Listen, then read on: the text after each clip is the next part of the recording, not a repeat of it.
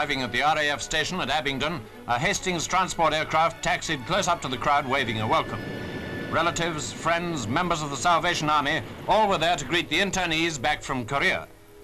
Captain Vivian Holt, former British minister in Seoul, whose brother was waiting to meet him, led the party of 5 more Britons and an Irish priest out of the plane.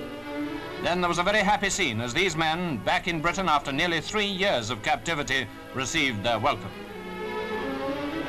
Captain Holt gave the first talk with the bearded Mr. Blake of the Seoul legation staff beside him.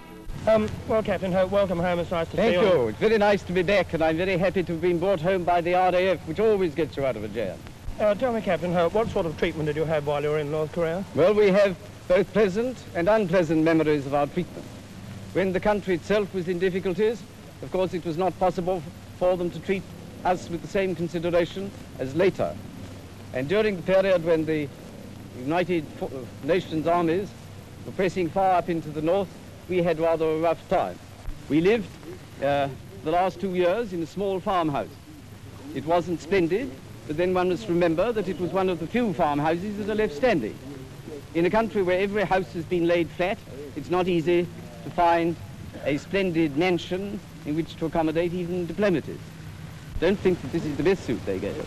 I had a much snappier outfit with broad shoulders and a slinky waist, but I wore that out, so I came out in this. Well, perhaps I could ask Mr. Blake a question. How did you find the food out there, Mr. Blake? Well, the food was adequate, but very monotonous. It was monotonous, was it? Very monotonous. Anything special? I mean, any odd things they gave you to eat or anything? No, just rice and turnips mainly. It's a pretty impressive diet, isn't it? 3 times a day. Mr. Owen, another member of the legation staff, happily reunited with his wife and son. Oh, it's absolutely wonderful. It's beyond all description, really, as regards our reception everywhere, and it's just overwhelming. Now Father Thomas Quinlan of Era.